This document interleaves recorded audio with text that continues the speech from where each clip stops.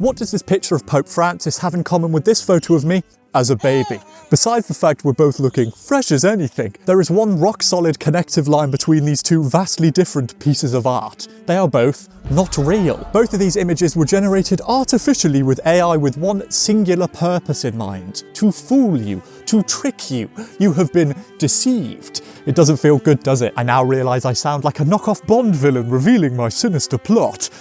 This is why I never became an actor. Also, apologies if I'm straining, it's because I'm crouching currently and there's flies attacking my face. It's not like I'm delivering any earth-shattering revelation here that's going to disintegrate your sense of self. That thing blew up For You pages and algorithms all over the gaff, giving us a brief moment of respite from the swirling storms of the internet where we could all collectively say, damn, the Pope looks good. You see, the truth, it isn't shocking, it isn't interesting, it doesn't do anything to us. We simply respond with a defeated, huh, anyway, before retreating to a comfortable life of hiding within algorithms. But the lie is interesting, engaging, thought-provoking.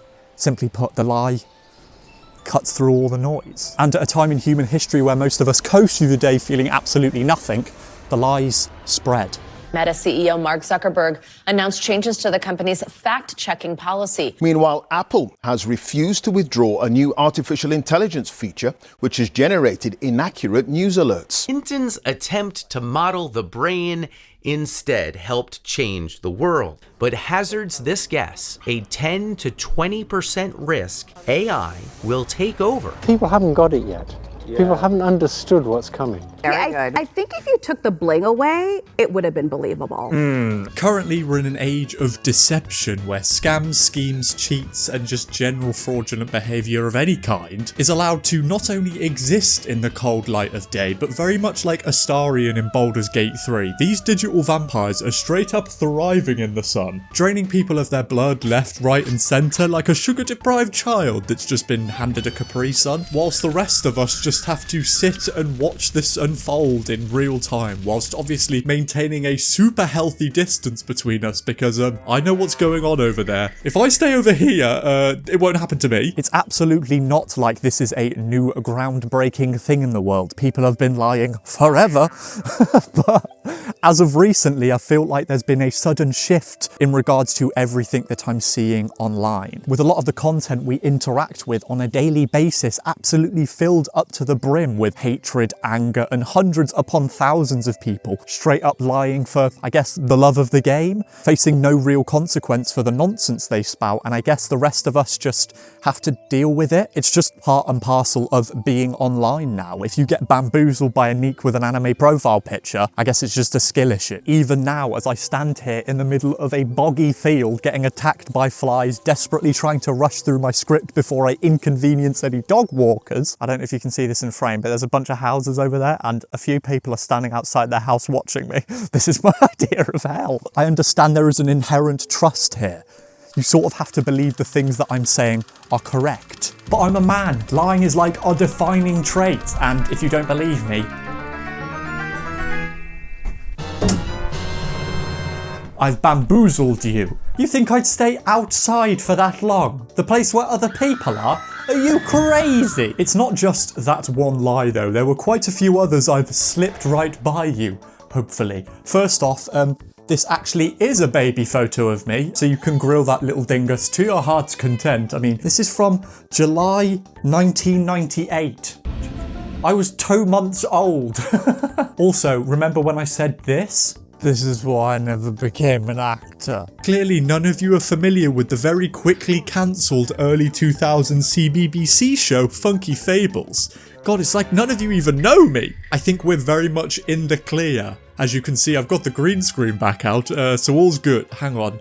Actually, there's one big one I've sort of skated over. Technically, I've been lying to you ever since you saw this face because, my name's not actually Henry Lewis. Well, it is, but by birth I was called Henri Zacharias Lewis, but I had to change it legally as a child because I was a dumb idiot and I couldn't spell it. When will this deception end? Realistically, everything I've just revealed to you all isn't some dark, twisted conspiracy that will eternally change how you all see me.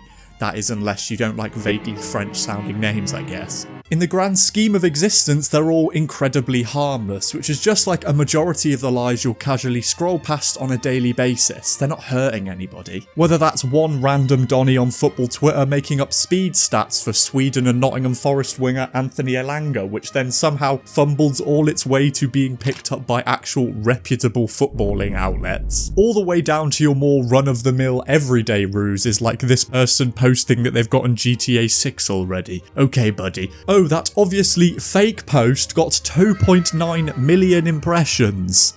Are you kidding me? I'm sure there's no serious systematic reason for that, right? Like an issue that sits at the very core of these digital ecosystems that we all spend an unhealthy amount of time on every single day. I'm sure it's because it was a funny joke. As an individual who posts dumb things like this on the internet, shockingly I am very much not online. Apart from this, in my day-to-day life at the best of times, I act like a pensioner who's been given a flip phone for Christmas by their grandchildren that they hate. I don't do tweets. I haven't even opened Facebook since I left high school, and as you can clearly see, I'm not the biggest fan of posting photos of myself. Like, it's not the 1950s. I don't need to send you Polaroids with my face that you can put in a locket to remember me by. You see far too much of this face as it is. Whereas most people actively choose to spend as little time as they physically can online nowadays for things like self-care and mental health. Who needs them? Whilst I've been writing, researching and filming this video, I've tried to submerge myself in the disgusting, murky waters of social media as much as I physically can, so I could come to terms with the profundity and sheer scale of this problem and ask myself the simple question, why? This is much better. In this interconnected online world we now find ourselves in, we interact with a truly unfathomable amount of people on a daily basis, more than our tiny little pea brains can realistically cope with this leaving us increasingly vulnerable to manipulation, deception, fraud, or worst of all, being pranked by the Prank Patrol by Barney and the Ninjas. That is an unfathomably British reference that even British people may not get, so I'm sorry about that. Back in 2012, Professor and Chair of Communication at the University of Oklahoma, Timothy Levine, first coined the term the truth default theory, which suggests that in everyday interactions when you come face to face with other people, the people that you interact with, you believe are inherently telling you the truth. And unless they give you a glaringly obvious reason not to believe them, like for instance a British man waffling in a boggy field, the very thought that they are even lying to you wouldn't even cross your mind. We're just kind of taking people as they seem at face value and going from there in real time. Our research shows that most of the times when people do detect deception, it's well after the fact. That's why you see so many shows based on the idea of fraud, deception, manipulating other people. No one expects to wake up every morning and be consistently lied to. That is unless you're like the CEO of Tesla and SpaceX, which at that point you're pretty much used to it. Empirically, people are not lying more than ever. In contrast to what I said earlier, when you look at the raw statistics, we are not in an age of deception. As shown by a seminal piece of work on the subject published all the way back in 2004, authored by the current Professor of Communication at Stanford University, Jeffrey Hancock, along with Jen Tom and Thompson Ritchie. In this study, they had a group of 28 participants record every single one of their social interactions and, crucially, lies over the course of 7 days, whilst jotting down the methods of communication they used to communicate with those people. The overall outcome of this study was that students at a 2000s North American university lied the least over email and the most over the phone and in face-to-face communications with one another. Interesting, right? Well, if I'm honest, that's not really what I'm here for, mainly because this study came out in 2004. This is what passed for a mobile phone and a computer, so it's not the most up-to-date. And finally, this is the main reason. I don't trust studies that rely on people to admit when they're lying, particularly students. The main thing I'm focusing on, however, is the central premise, how the design of different technologies creates very different communicative environments that may have important implications for lying behaviour. Basically, that people's relationship with the truth changes dependent upon their method of communication, due to the tangible real-life consequences that would come as a result of their lying. So for instance, the fact that people were lying the least over email was because these these emails were physically recorded by both the sender and the person receiving the email, whereas in over the phone and in face-to-face communications, unless your best mate is an IRL streamer, no one's recording every single interaction you have, so you can get away with more. So, if I was to do a little bit of extrapolating here, could you potentially say, if for some reason you had access to a website where you could talk and spread information with a near endless amount of people, and the entire time you were on that website you could be able to hide your identity behind, I don't know, a made-up username and an anime profile picture, if there was no connection to your actual identity, people would potentially be lying a lot more. I don't think it takes a Sherlock Holmes level of intellect to see that a pattern is emerging here. With all that I've just said, I think I may need to counter my earlier counterpoint, because I would say, from what I've seen over the past few months and kept in these neat little folders, that we are being shown more lies every day, and I believe this is by design. You may have seen this sentiment all over the place, but people are very much yearning to retreat to a simpler time, back before our brains were slow cooked and deep fried by For You pages and algorithms, and sort of disconnect with this online world we now find ourselves in. So to counteract this, social media sites have been scrambling to think of anything they can do to keep us on these sites for as many hours of the day as they can, because once we actually stop spending time on these sites and go in the outside world, their grasp on us loosens, it weakens, we understand what is going on around us now. Initially it started out with stealing features from other apps that were clearly working over there, so they had to take for themselves, like short form from TikTok, stories from Snapchat, and I guess slurs from Facebook and Twitter. You can keep them. But gradually over time this approach changed and got more and more audacious, leaving us to the situation we find ourselves in now, where every single one of the big social media conglomerates just straight up absorbs and consumes every single other tiny social media site or platform with interesting features, like a capitalistic agrario.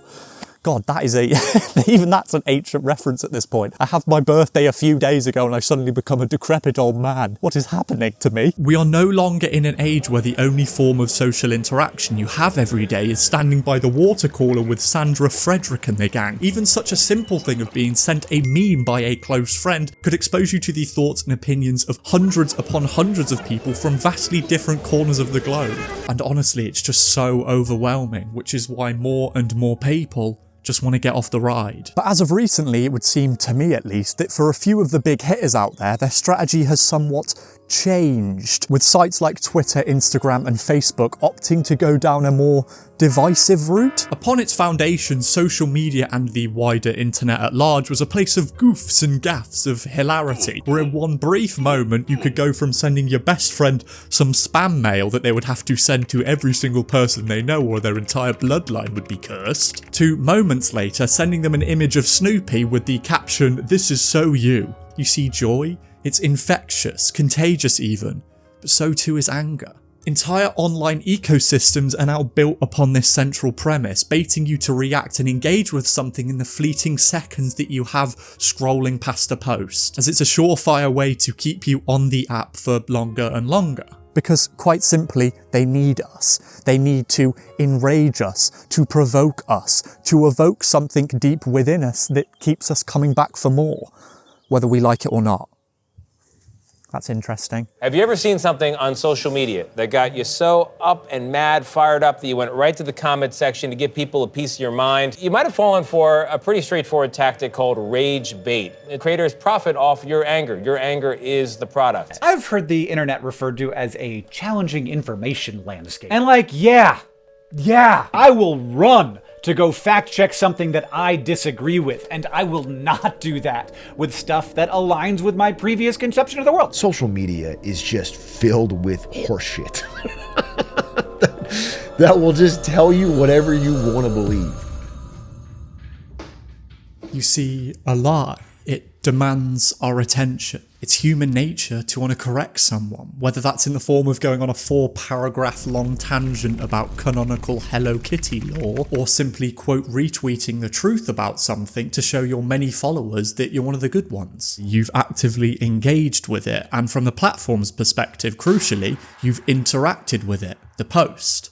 In a single doom scroll sesh, you could easily come face to face with hundreds of engagement betas, racking up tens of millions, if not hundreds of millions, on a single post that sounds like the finest NPC dialogue that Bethesda has to offer. This is by no means a new thing. Off the top of my dome, I can remember all the way back in the early days of YouTube, the app was just filled to the brim with the most shameless clickbait you could possibly imagine. In order to get worse than that, we're going to have to go even further back to a interesting phenomenon that I actually can't believe was actually real and always thought that I'd made up, but it's got a Wikipedia page so it must be true, with reply girls. In the most simple of terms, remember all those hot tub Twitch streamers? Imagine them, but on land with more layers on and recorded on a 480p webcam from your Dell home computer. This phenomenon took advantage of the way YouTube recommended or suggested content to you, as just like now they always want to keep you on the site for longer and longer, so they would recommend videos that have something to do with the video that you are currently watching in the sidebar. But Reply Girls took that to a whole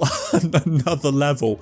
I laugh about this now, but this thing was everywhere. I was a very tiny child at the time who only used YouTube to watch Zerka, FIFA Career Mode and Yogscast videos. But for those Minecraft videos in particular, if you looked at the sidebar, it was just filled to the brim with this sort of stuff. Just shamelessly copying the titles of every video and releasing a response video or a reply video. And I say reply in very bold air quotes because the videos just had absolutely nothing to do with these things in the first place. Hi guys, I just saw Lucifer's video and I felt like a sailor lost at sea, hearing sirens singing beautifully in the distance. I couldn't help but steer my ship towards it.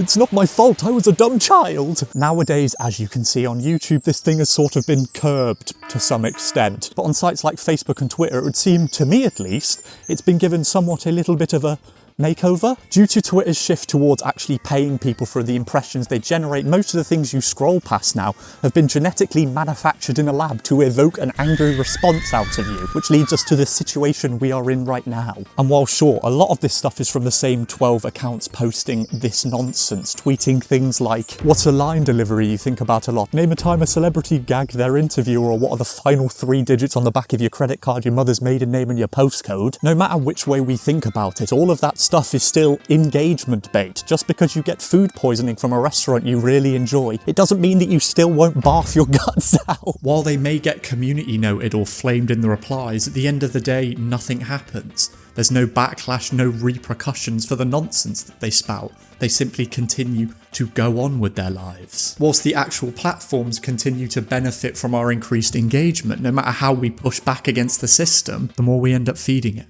You see, anger lives within you. Fear, rage, confusion, outrage, they all live within you, eating away at the very heart of you. Ramsdale third career relegation, quote retweeted by a person saying, still baffed how EA gave him an 87 rated card after 22-23. This post got 211,000 impressions and got 3.4 thousand likes. It is simply not true. Everything about it, apart from this bit, is made up. Breaking, Josh Brolin's Thanos will have a cameo in Avengers Doomsday, receiving 31,000 likes and generating 3.2 million impressions. But then it's quote retweeted by another post. They're gonna recreate that one panel, aren't they? All of this absolute hot garbage. Obviously, this person has been lied to, and whether they care about it or not, they have helped spread misinformation, even if they have actively been fooled. Again, another 1.2 million impressions and 22,000 likes that probably helped propel the initial post to the 3 million odd people it saw in the first place. You can see a pattern is starting to emerge here. Elephants are grey is probably one of the biggest lies ever told. I hope you like my drawing of elephants. With a whopping 6.6 million impressions, 134,000 likes. Are you mental? Which even after this idiot was community noted, they continued to double down on it, like they know some hidden elephant lore that has escaped mankind. I hope you see what I'm getting at here, but I'm very much not done. I have quite a few more receipts. so you're going to see me struggle to pin up quite a lot of these things. We've got the fake Elanga one that I mentioned earlier that was picked up by more reputable footballing outlets, and fair play to the guy who posted it, because they then quote retweeted it and said, I put two random numbers together and 4.9 thousand people believed it, which got 1.5 million impressions, but also propelled the initial lie.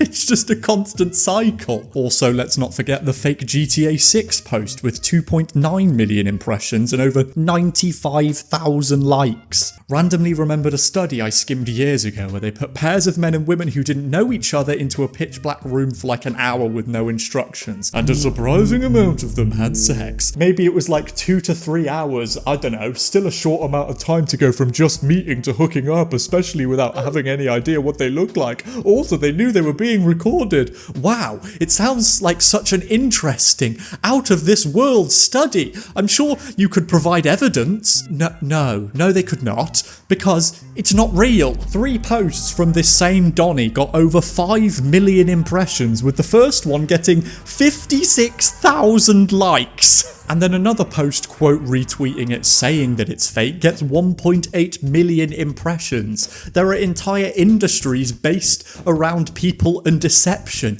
people frauding one another, lying to your face and you don't even realise it. Because if you did, I don't know, the tiniest bit of research, you'd find out that this guy is chatting out of his arse. It comes from a 1973 study called Deviance in the Dark by Mary and Kenneth Gergen. Around 50 people participated in this study around the ages from 18 to 25. They were split into groups of 8 with 4 men and 4 women and were led into a padded room where they would have to sit for an hour among other people. My worst nightmare. One half of the study focused how people would interact with one another when secluded in a lightened room, and the other half of the study, it was a darkened room. As the original tweet says, the students in the lightened room kept talking to one another but maintained a healthy distance at all times, whereas those in the darkened room had a much different atmosphere, with it getting quite contentious at times. They ran numerous versions of this, with my absolute favourite featuring an incredibly talkative boy in the darkened room, kept trying to keep the conversation going and no one could be asked. To which he said, "Why isn't anybody talking?" and a voice quickly returned, "Why don't you shut up?" Throughout the course of the experiment, in the dark room, everybody stayed put in their spot, fixated on the location they were originally placed. But in the darkened room, people got a bit more experimental. They started exploring the space, and consequently led to the fact that in this one, over 90% of the participants touched each other on purpose. Because obviously, if you're in the dark and you're like trying to find your way around, you feel around the space. Which then led to a few of them kissing. But that's it. That's where this ends. Nothing else like this original post suggests. Which is still odd considering they didn't know each other, but it was the 70s. But this sort of emphasises the entire point of this. What this person said is obviously not true. Simply put, they've either misremembered a study or purposefully misinformed people because their version of events is more intriguing, it's more eye-catching, and it leads to discussion in the comments with people who very easily fall for this sort of stuff. With a lot of the comments being quite disgusting, as you can imagine with this topic. But if it is purposeful misinformation, which I would lean more towards, they've utilised a very common strategy amongst all of this. Instead of 100% sticking to the facts, you use a backbone of a story that is already true and start sprinkling in a more compelling ending, like you're writing Twilight fanfiction. Lies become easier to swallow if they're surrounded by a whole bunch of truths. It's the same way that in order to get a cat or a dog to eat a bit of medicine, you have to put it in another bit of food. We're just animals at the end of the day. It's the same principle. What this person continued to do, however, was to deepen and further the lore of this made-up scenario in the comment section and in replies to people who have very clearly fallen for this and are living the same fantasy. What I do find incredible about this in particular is it very much plays into the entire point of the study in the first place. The main aim of the study was to see how people would interact with one another in different circumstances, whether you would stick to the same societal norms that were expected of you in broad daylight. What Kenneth and Mary Gergen inevitably found, however, was that Those in the darkened room didn't feel like they had to stick to societal norms, what was expected of them. And this is the crucial reason why. Anonymity. In the initial test, those in the darkened room were told that you would have no contact with those people inside the room after the test, which led to the situations that happened. However, they ran a secondary test later on where those in the darkened room were told that you would interact with those individuals after the test. And surprisingly, those in the darkened room basically just did a mirrored version of what happened in the light room. They sat in their spot and didn't do anything. The repercussions of their actions would come back to bite them because they'd actually come face to face with the decisions they make, with the people in the dark they randomly make out with. So, this person on Twitter, using their online alias with no connection to their actual identity, chose to shrug off societal norms and just start lying to over 5 million people. You cannot make this up. As did this person. I asked this chick for a sexy pic and she sent this shit. Frown face. Bwah, bwah, bwah. What a bad life I have. Am I right, guys? Except for the fact this picture is stolen off of Reddit. But don't worry, it only got 16.1 million impressions. What? Do you understand how insane all of this is? I'm not going to stand here or, I guess, lean against this fence and act like I'm a truly perfect human being who's never done anything wrong and never told a lie. Are you dumb? Who doesn't love a little light misinformation spreading every now and again to feel alive? The reason this is amping me up so much isn't because they are lying to me. I'm not a toddler. It's because there is a clear and obvious connective path between every single one of these posts. If you lie, you are rewarded. If you provoke people into getting angry at you, you are rewarded. If you spout so much nonsense that a British man has a mental breakdown and pins it all to a corkboard, you are rewarded. But as you can see right in the centre here, this is where things start to get a little bit messy. If your entire platform is strung together by a loose set of lies, how can you expect people to actually want to stay on your platform, to want to trust the things that they are being presented with on a daily basis? It may be working in the short term, but eventually this Rat King string section is going to cause people to just give up. Because when compared to something like happiness and joy, anger is so much easier to get at, to exploit. I mean, Jesus, it's like hydrogen bomb versus coughing baby. Actually, no, it's worse than that. It's me versus any age version of Messi. There is a cataclysmic difference here, but it's not even just Twitter. Since I've been writing and researching this video, the ghost of hypebeast past that's now taken over the husk of Mark Zuckerberg has come out with this to say. I want to talk about something important today, because it's time to get back to our roots around free expression on Facebook and Instagram. The problem with complex systems is they make mistakes. Even if they accidentally censor just 1% of posts, that's millions of people. And we've reached a point where it's just too many mistakes and too much censorship. We're going to get rid of fact checkers and replace them with community notes, similar to X, starting in the US. What are you talking about? It's like failing your driving test a few times and then instead of actually addressing the root cause of the problem, just go out and buy a monster truck and drive straight over everybody on your morning commute. It is pure insanity, as emphasised by an article published in The Guardian by Chris Stokel-Walker, who called it an extinction-level event on the idea of objective truth on social media. Because of course it is. Lies move so much faster than the truth. It is just maddening. It doesn't even matter if they get community noted afterwards, because again, it is afterwards. The lies have already come out and spread. The damage has already been done. Case in point, when my family used to live up north, I vividly remember a child I went to primary school with was convinced the way to make babies was by holding another girl's hand. We didn't wait for that to be independently adjudicated by an outside investigator. We were enraptured. That single thing blew our tiny, tiny minds. One difference I would say though is that tiny child up in Doncaster wasn't getting paid for every person they tricked. Can you imagine though? Bro, I would have bought so many Freddos. What I've shown you so far throughout the most of this video is all of this is relatively harmless. Realistically, no one's getting hurt here. But if things are spreading like absolute wildfire on my For You page, in my algorithm, just imagine the absolutely hellish lies in the deepest, darkest recesses of this site, with no backlash, no retaliation. In fact, whilst researching this video, I stumbled upon a report published by data scientist Bastian Carniel for the fact-checking organisation Science Feedback in March of 2023. They were looking at the difference between the current state of Twitter and what it was like in the happy days before Elon Musk. And in their words, they said, quantitative evidence. Fuck. It's so hard to get this right. Quantitative. Tommy gun. Quantitative. I'm really struggling with this. I'm going to read it straight off my phone. Quantitative evidence so far suggests that Twitter's new approach to ensure content quality is failing. A study of 490 misinformation superspreaders shows that their collective popularity has significantly...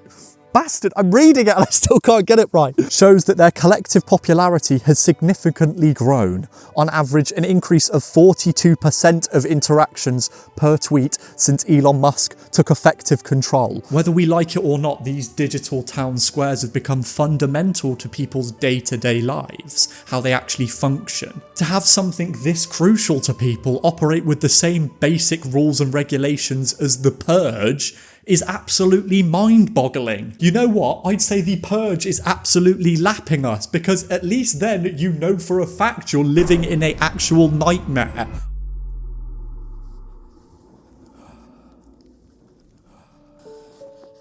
It's a beautiful thing, the destruction of words. Of course, the great wastage is in the verbs and adjectives, but there are hundreds of nouns that can be got rid of as well.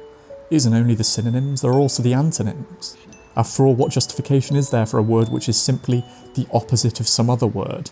A word contains its opposite in itself. Take good, for instance. If you have a word like good, what need is there for a word like bad? Ungood will do just as well. Better, because it's an exact opposite, which the other is not. 1984, George Orwell, 1949.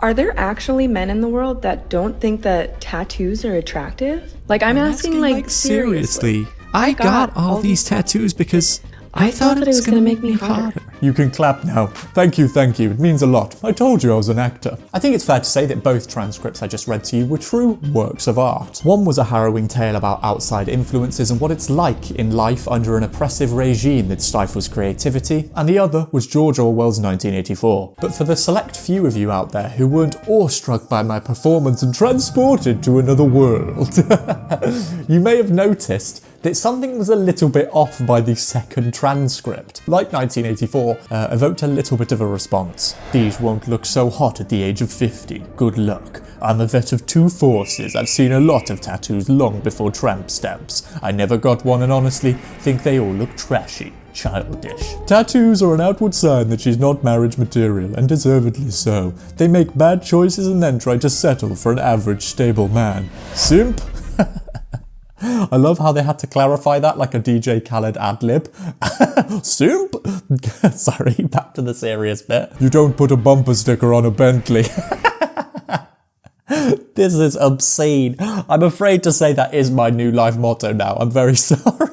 Graffiti on the temple. Disgustingly low-grade women get tattoos. Tattoos are an indicator that she is dumb and makes poor decisions. It's basically hanging a sign on the gate. They're a vain display to attract attention, and just wait. When a woman with tattoos is old, oh man, the tattoos are even uglier. Well, this is awkward. All of these idiots aside, going back to the actual video, have you cracked the case yet? Have you figured out what's wrong with it? I don't know, perhaps just spitballing here. It's her creepy face. If you couldn't tell, this video is clearly made with some form of generative AI. Either that or Cassandra from Doctor Who's clearly gotten their life together, as emphasised by the fact that this is the actual video. If you had to choose one and only one to have for the rest of your life, what would it be? Okay, I'll stop you right there because that video takes a very sudden turn. It's more suited to a video sharing website with a different coloured logo, but that's besides the point. This has clearly been manufactured to bait a specific type of person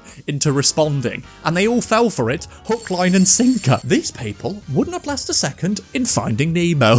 They'd be actively looking for fishing boats to reel them in so they could debate with those same fishermen how ineffective their fishing spots were. I mean, I've got to admit that there is probably a monstrously high chance that not only the replies themselves, but the person who made the video in the first place is also a bot, posted on a website whose user base is basically all bots, to be put in a YouTube video whose comment section is quite full of bots. I don't know if you could tell, but over Easter weekend I watched The Matrix as Jesus would have intended. And I'm questioning everything. If we're being totally honest with ourselves, how many of you out there actively know someone in your life who has already been fooled by some sort of AI generated post? I mean, it's everywhere. It's fantastic, this must be heard. 1-year-old baby plays guitar and sings. Watch video and comments below. What? Look at that baby's face. His parents were so convinced that he'd be good at guitar, they put his title on the guitar. That's not a very good branding though, is it? Because what happens when the baby grows up? You could get a baby to do this. Like, just, again, you've got to find a baby-sized guitar, which I guess is a ukulele. You could absolutely get a baby to do this, and I feel like more people would believe it. This is absolutely horrifying. This baby looks like it's melting. Why there's so many little puppies? They just look like beasts. They've also got 6 fingers.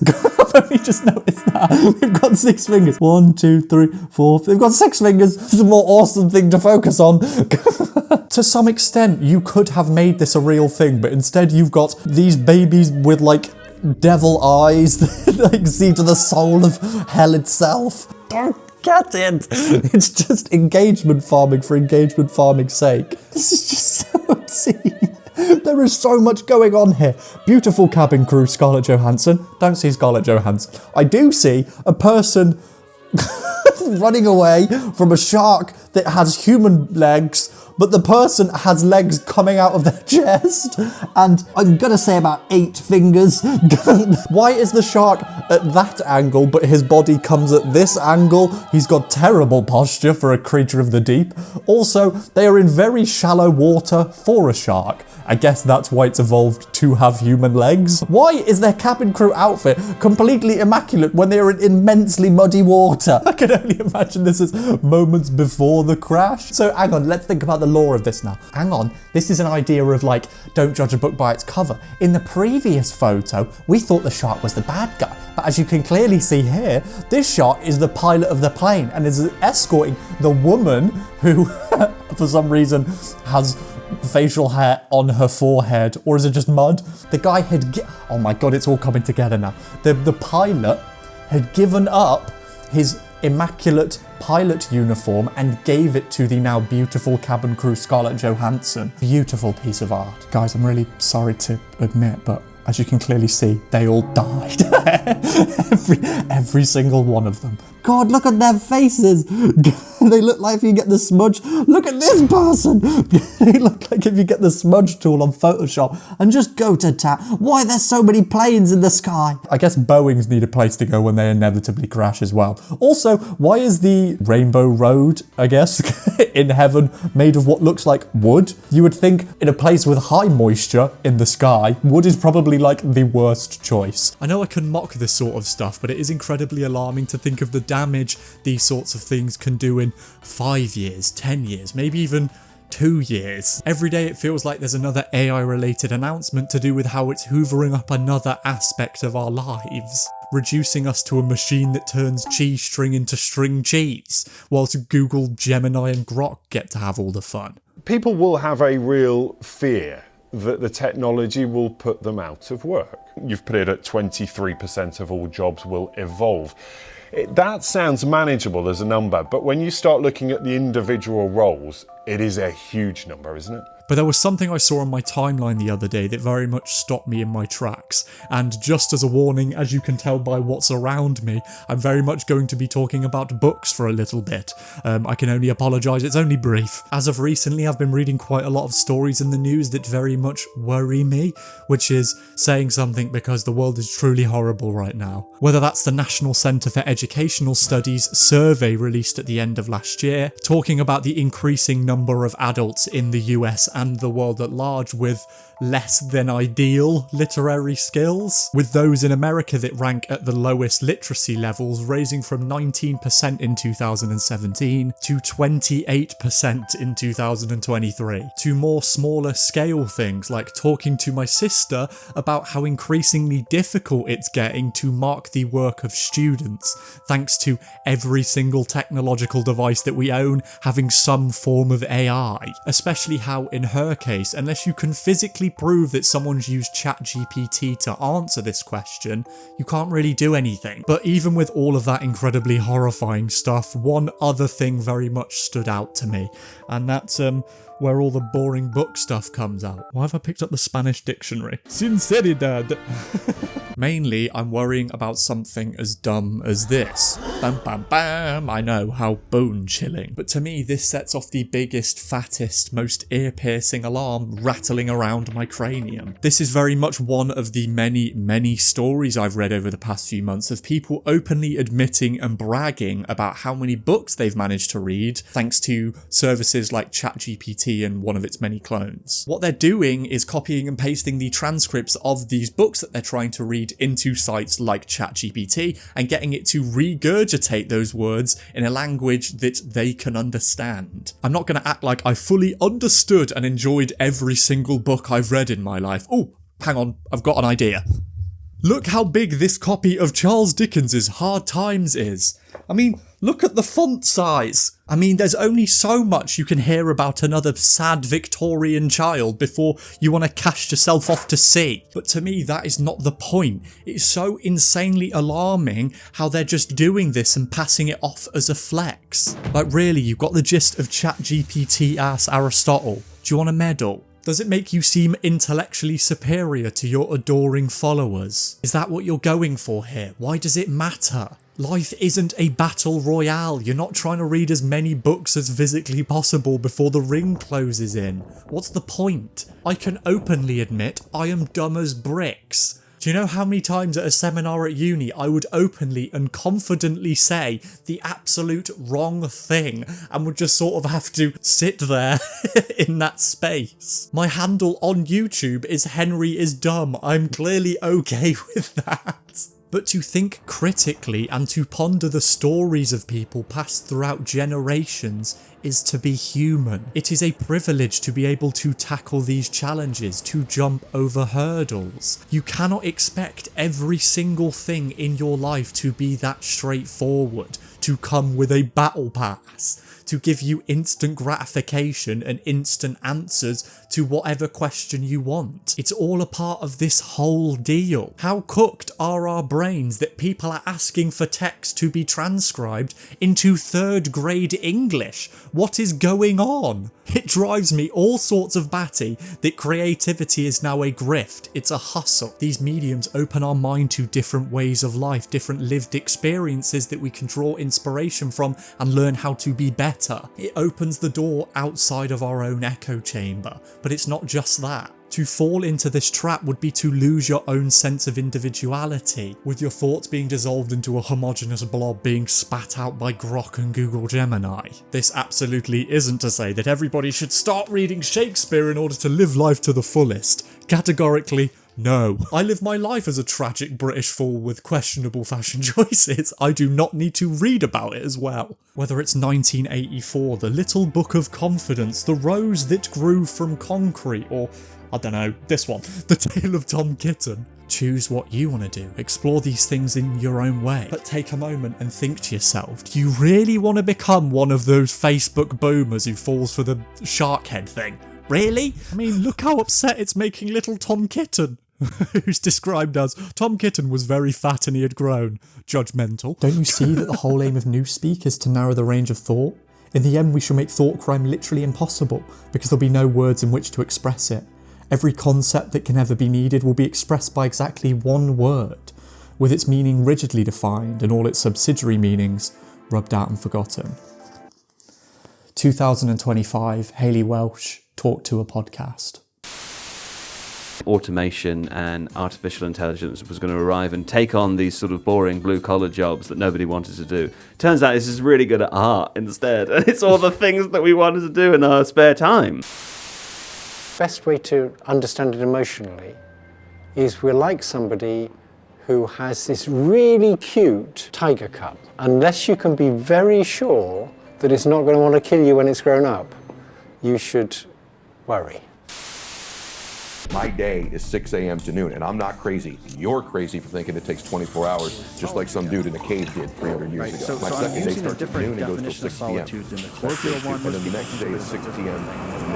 What I saw now is I have changed and manipulated time. I got 21 days. Stacked it up over a month. Absence of stimuli, creative stacked it up over 5 years, my entire life. I need to make a change.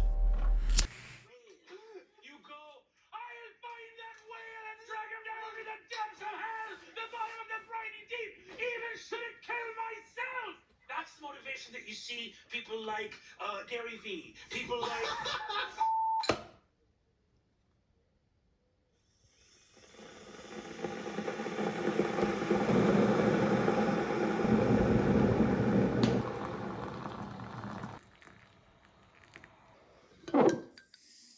Good morning. Apologies if I look or sound incredibly rough. It is currently 7:15 in the morning. I woke up about 10 minutes ago, and this is the most honest morning routine I could think of. Sorry, I'm a bit slow. I'm very much not awake yet. Every single corner of the internet is full to bursting with fraudulence. We've all contributed to it in some way, and that's very much not a bad thing. Whether it's the tiny child version of you lying so you can play Club Penguin with your friends, or how this version of me that you've seen throughout a majority of this video is quite clearly a front. I don't just teleport from room to room in my everyday life, just as the version of you that you present to your friends on social media doesn't cover every single aspect of your life. Does that make us both liars? Most, if not every single photo I've posted to my personal Instagram is me with a big dumb goofy grin, but does that mean I'm always smiling?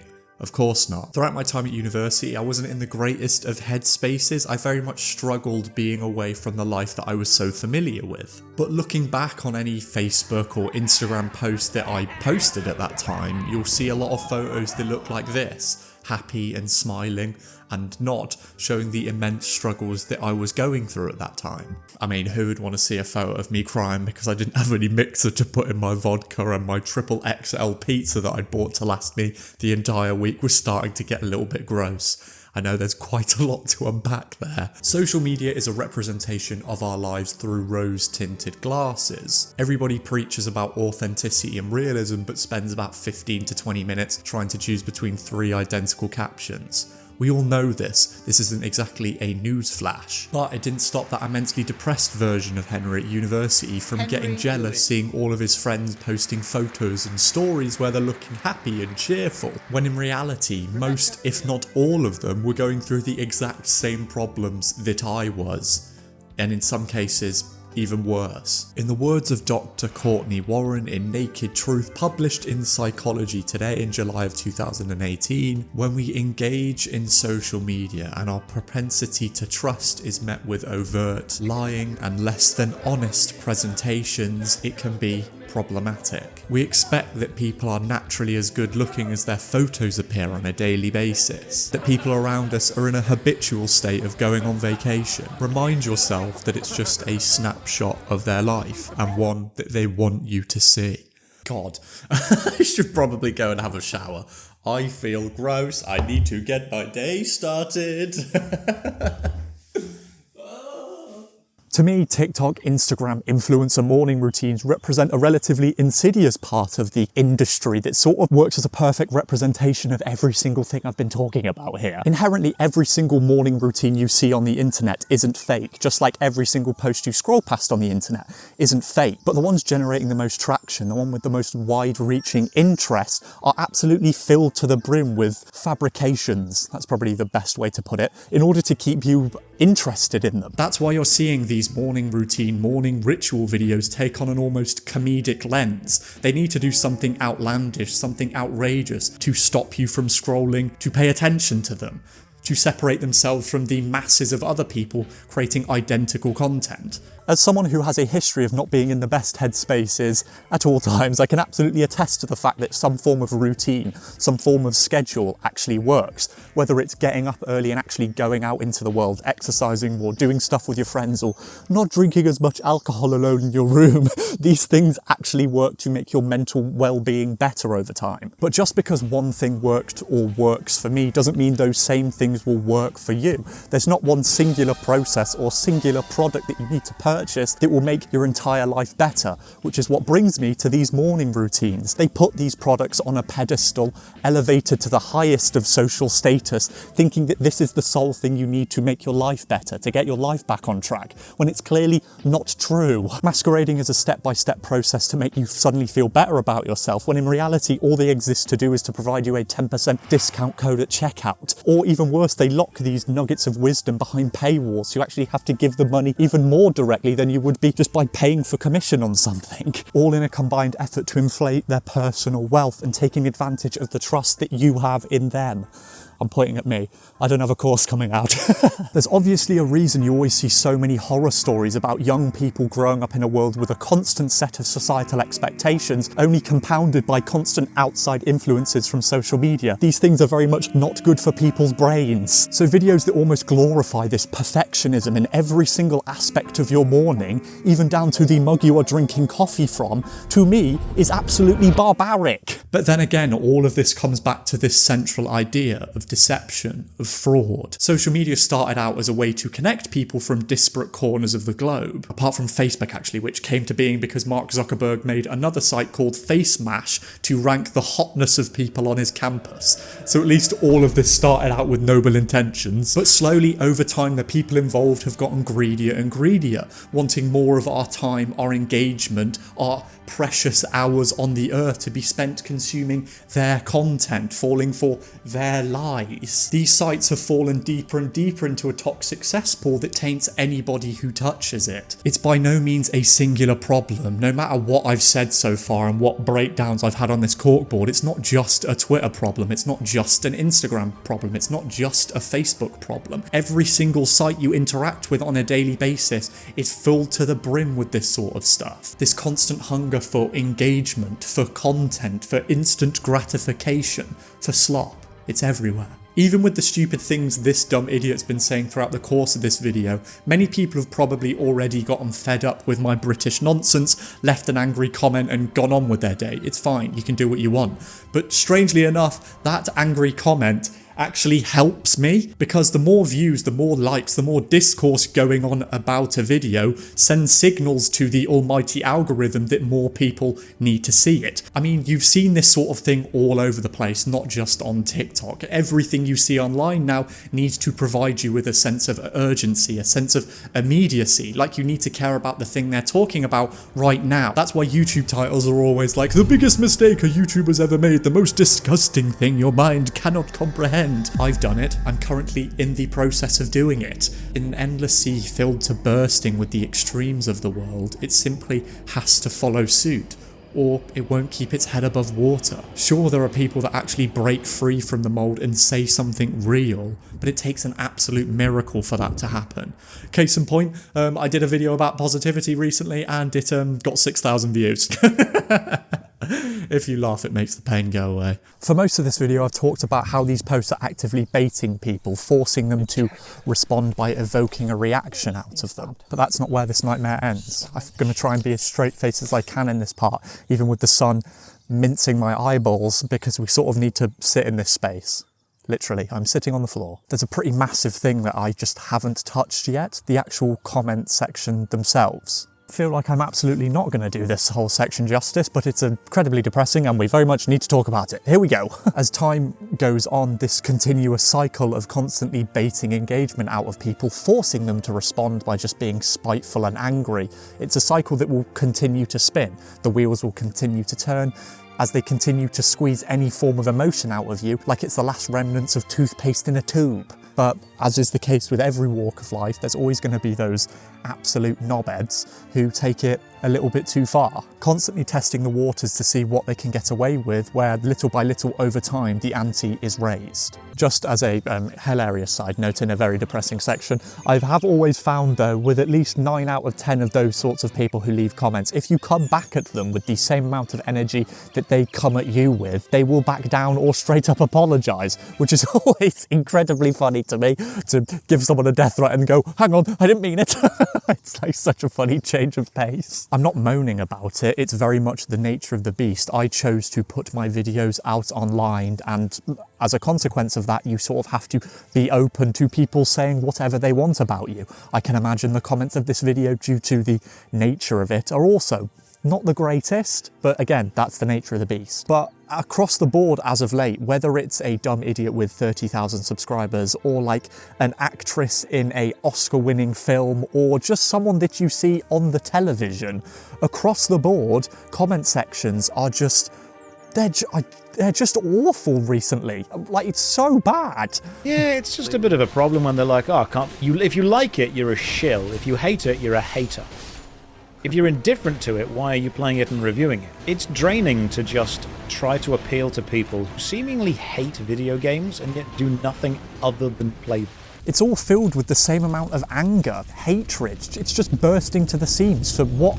No apparent reason, I guess? Throughout the process of writing, researching and filming this video, I can comfortably say no other video has physically drained me as much as this one has. Every day I would wake up and force myself to actively look on social media, even though I very much did not want to, and I was constantly greeted with some of the worst things that I've ever seen, and I don't think a lot of those things will ever leave me. The worst part about it is, because I was actively looking at those things, the For You page and algorithms were like, oh yeah, clearly he wants to see more of this stuff. So they were like testing the waters with worse and worse things, and now my For You page on every app is awful. Just to put this in perspective, Elon Musk is on pretty much all of them. I was just in a constant state of bafflement, is that a word? Looking at these screens being like, what is the point in any of this? Like, what is the end goal? The system hungers for engagement. It hungers for people to actually care about it. It doesn't matter how, it just needs you. So I guess they won't actually look up from their screens and pay attention to what's going on in the world around them. If these platforms want engagement at all costs, and these posts that are making people angry and annoyed are doing as well as they're doing, then 2 + 2 is 4, and obviously it leads us to where we currently are. I really wanted to sort of drive this whole section home by showcasing an actual example of some of the horrendous things I've collated, but every time I sat down to actually write this section, I was constantly hitting a wall, like a constant state of confusion. Would me actively showing these horrendous things be spreading more anger into the world, more hatred into the world? Even if I was in fact mocking it, it's the same end goal. I'm helping these people achieve what they want, to anger as many people as possible. At the end of the day, that's all these monsters want, attention. It's the same sort of thing as kids in school at the back of the class throwing rubbers at your head. And yes, rubbers is a Britishism for erasers, before you type huh in the comments.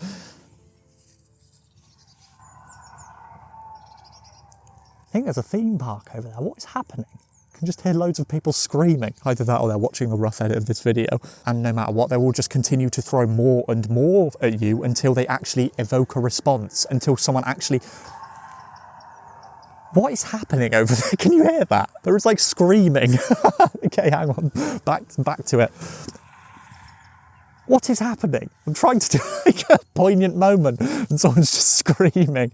And over time, they will just continue to throw more and more at you until someone actually stands up, turns around and gives them the attention that they want. That's all this is. So in the end of all of this, I'm going to try and do something a little bit differently. And in doing so, do things the same as everybody else. Am I in frame here? I absolutely have no idea. Oh. POV, I'm trying to find the perfect spot to tell you me and your mother are going through a divorce.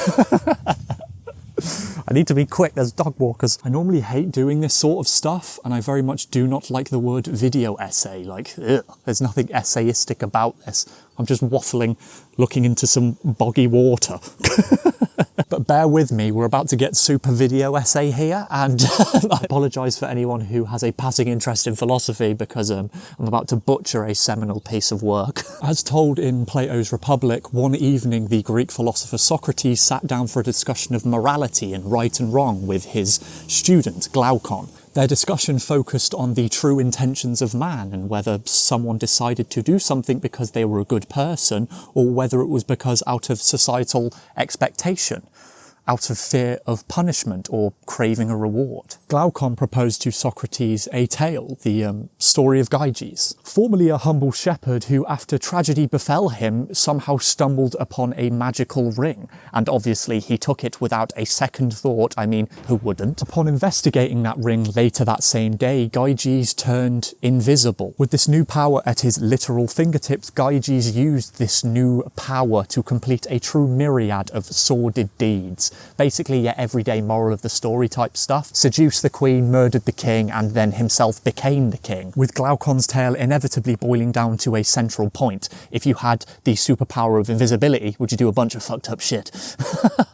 I would say, in an incredibly reductive way, that social media is an absolutely fabulous case study to prove this central point. Due to the safety net and protective barrier of anonymity between your online lives and your ones away from your keyboard, people are obviously increasingly comfortable saying the most horrendous vitriolic things they can think of. And as I've said many times, there's no real fear of repercussions with these cases, or as Socrates would argue, you're actively rewarded for doing so, algorithmically speaking.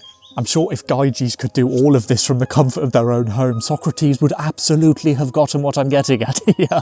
Again, this is an absolute abnormality. Most people out there, even in the online world, are completely normal, rational people, acting, again, normally. But then again, some people are like Gyges. We've reached a point in time where everything you see and scroll past on a day-to-day basis is incredibly performative. There are tangible values attached to your social media personality, tangible monetary values to each impression, each lie. So obviously you will do whatever you can to keep the performance up. Proof ultimately becomes meaningless because it threatens their new sense of self, this new performance that they are participating in. Sometimes if you feel everything's getting too much and you find yourself unwittingly getting sucked into the ensemble cast, put your phone down, look out the window, go outside, sit down by an incredibly windy river. My phone's about to blow over. Because if there's one comforting thing you can take away from all of this, it's that bro, Gyges, he's dead as shit. In fact, he wasn't even real, he's a myth. I'm so immersed in this, I can't tell the difference between a 2,000-year-old myth and reality. Of course he wasn't real, he had a magic ring. I need to get up and go home. My ass is so muddy. As always, I'd like to thank you for actually making it through this video if you were here right now. Who knows? No one might make it here. Things have been a little bit funky recently in Casa del Hendog, so apologies it took me so long to actually release another video, but all's okay now. Oh yeah, hang on a second. Oh, this is going to be really difficult with... it's going to be really difficult holding a microphone. I'm going to have to hold this through my legs. It's going to look suspect. Hold up. How the fuck am I going to do this? Aha! A huge thank you to everybody on my Patreon. I hope I'm not talking too loud. I've drawn you all. I hope you can find where you are. And I also hope you can understand my handwriting because it's that of an 8-year-old. I've sort of forgotten how to do an outro. Follow me on Instagram where you'll see me post every blue moon. And also I've got a second channel now with gaming focused things. So you can go over there if you want. I don't know what else I'm supposed to do here. How do I do an outro?